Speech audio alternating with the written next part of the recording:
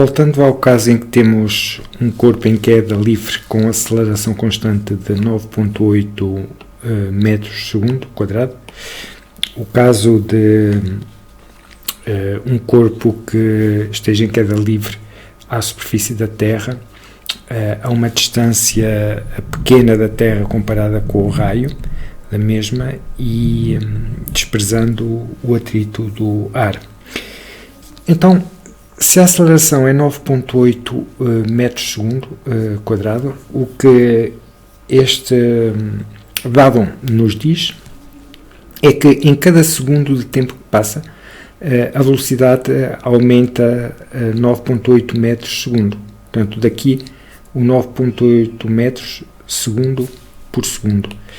Ou seja, ao fim de um segundo de tempo, desde que se inicia o movimento de queda livre, a velocidade inicial era 0, portanto, ao fim de um segundo passou para 9,8 metros por segundo.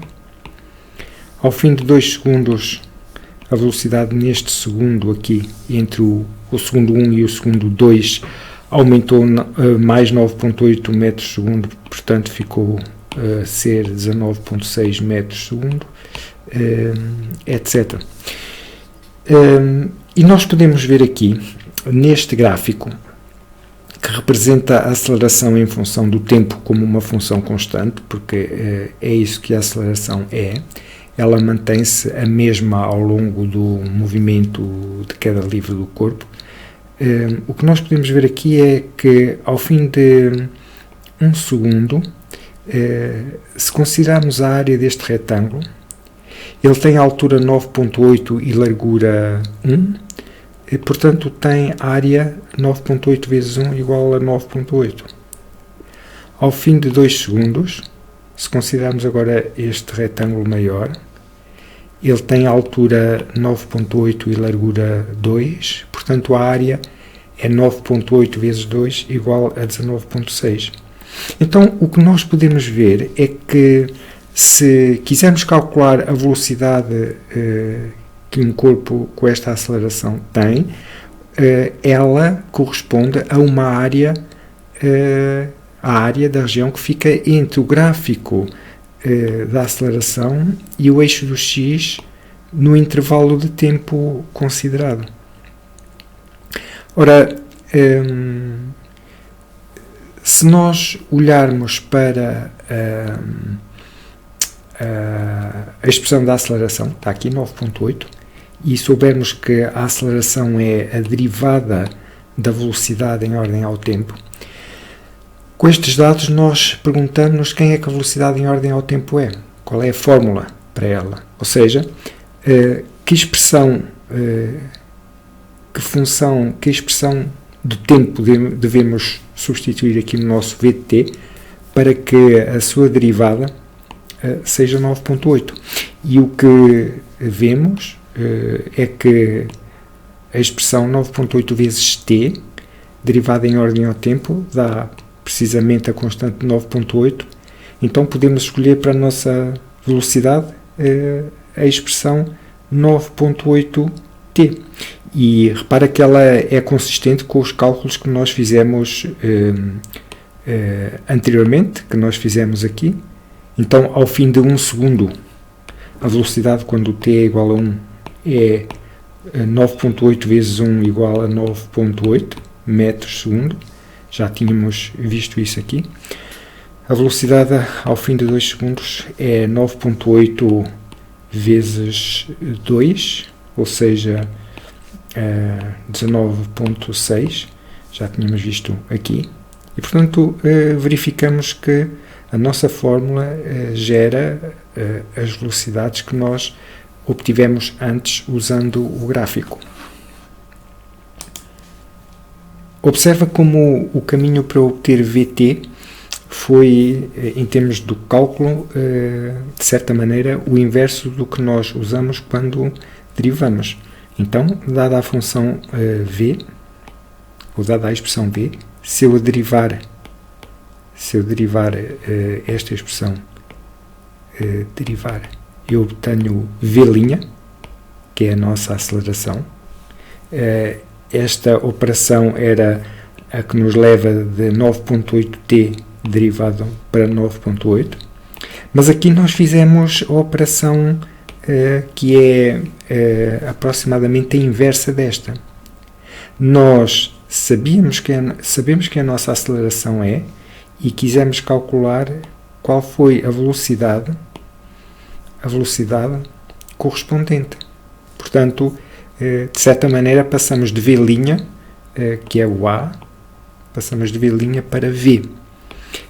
E esta operação chama-se uma integração, e o que nós fizemos aqui foi integrar A para obter V. Um aspecto importante que podes observar aqui é, se colocarmos aqui nesta, tomarmos para VT a expressão 9.8t, é bem claro que a derivada desta expressão em ordem a t vai dar os 9.8 da aceleração. Mas a verdade é que nós, onde pusemos 9.8t, podemos colocar 9.8t mais uma constante qualquer. Por exemplo, se colocasse 9.8t mais 4, a derivada desta expressão em ordem a t, posto que a derivada de 4 em ordem a t é 0, dar-nos-ia novamente 9.8. Se pusesse 9.8 mais 5, ou menos 5, ou mais 20, 9.8 mais uma constante qualquer, também serve, também respeita o facto de a sua derivada dar 9.8.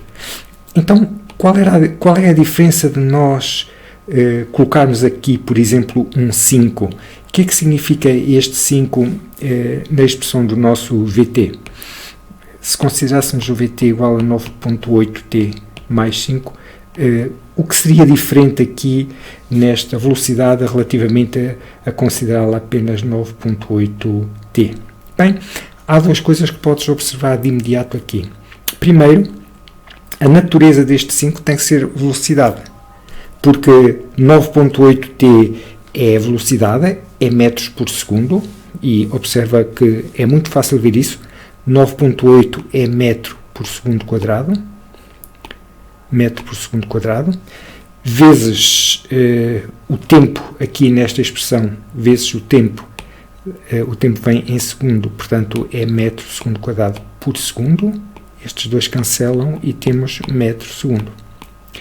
Portanto, 9.8t em metro segundo, e a adição só pode ser feita entre grandezas com a mesma natureza física. Portanto, o 5 tem que representar uma velocidade também.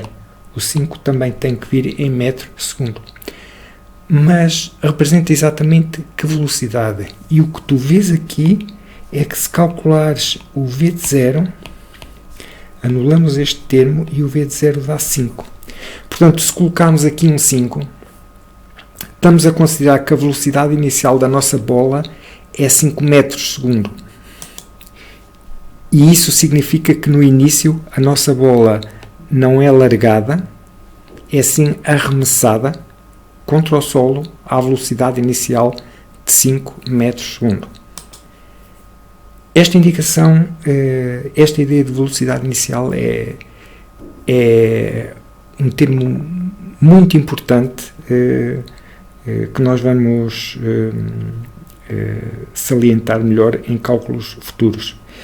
Resumindo, aquilo que nós vimos neste vídeo foi que foi-nos dada a aceleração de um corpo em queda livre, e nós integramos a expressão 9.8, obtivemos 9.8t. 9.8 diz uma primitiva da constante 9.8t, é uma primitiva da constante 9.8, mas como vimos podemos ter outras primitivas dela, adicionando à função vt uma constante qualquer.